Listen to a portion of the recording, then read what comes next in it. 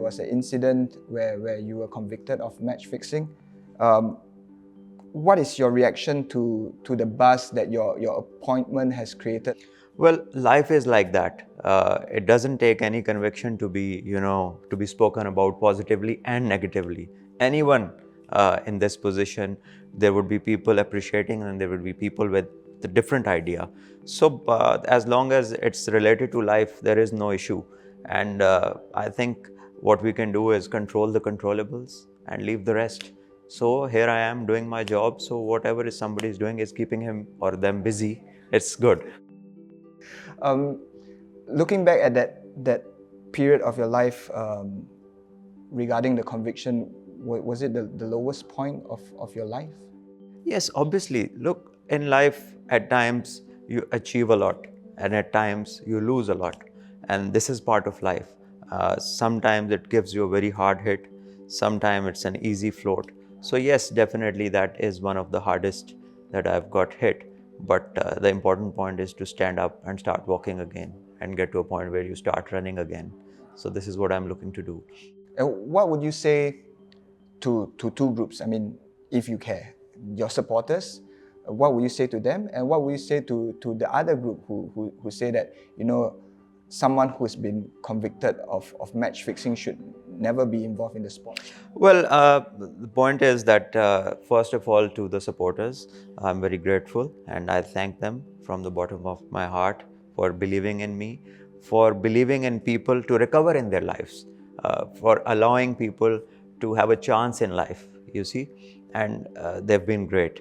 And to the other people, they are also very, very important because they fuel up your ambitions, they fuel up your comebacks, and these criticisms should be used as fuel to come back in life.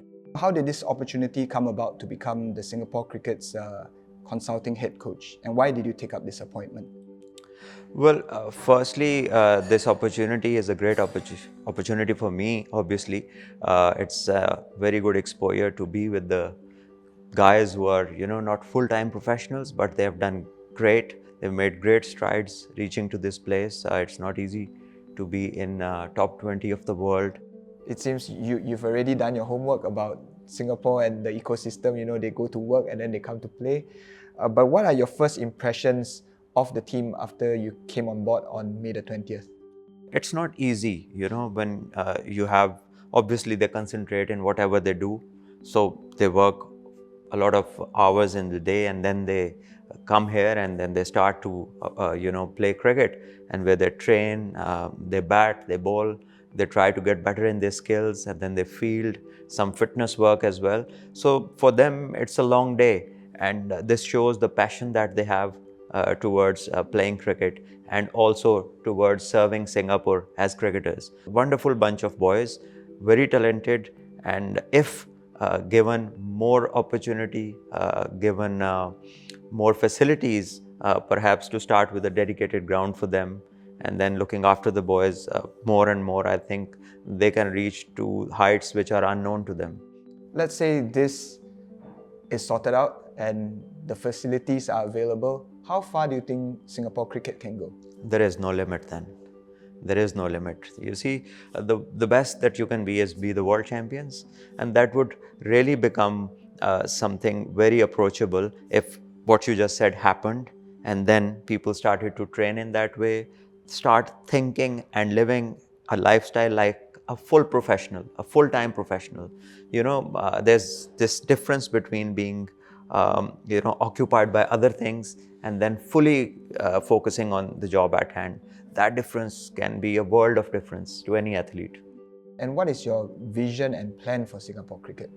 Well, immediately the try is that we do really well in the World Cup qualifiers. There is no hidden targets. Target is to qualify for the World Cup, and they have come to a stage where there are just a couple of wins away.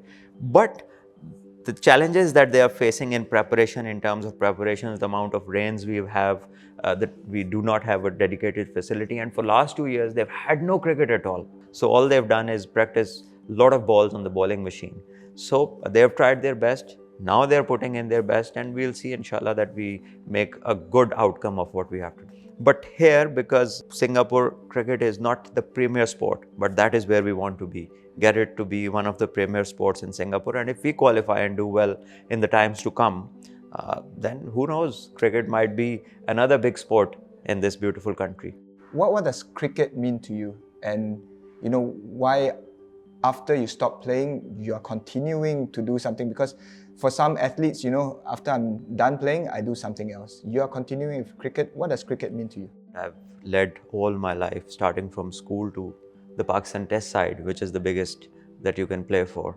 So I've led every side that I've played for. So playing as a captain in teams is a lot to do with the managing of the team as well. So you nearly have all the roles because you are the sole decision maker most of the times. So this transition is not such a big, jump as leap as it might sound in some other games, because in cricket, a captain is the person who has to run the show, and is obviously somebody that if he plays for a longer period of time as a captain, then he's somebody who's going to run the show and be answerable for it as well. Cricket is a great game, and what I am today and what I have in my life is largely because of cricket, and the way it shows me a direction to live in life. It is a sport which is so close to life that nothing else, no other sport comes that closer to life as cricket is.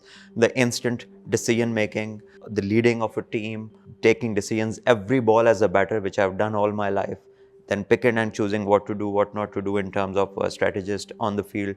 So it relates to so much, and like you don't know when your life is going to come to an end. As a batter, you don't know which good ball, which your mistake is going to take you off the field. So it is the closest. So I love this game, and this is definitely a place where there is a lot to give back to youngsters, and to be part of it, and help others grow in it, which I believe I can do.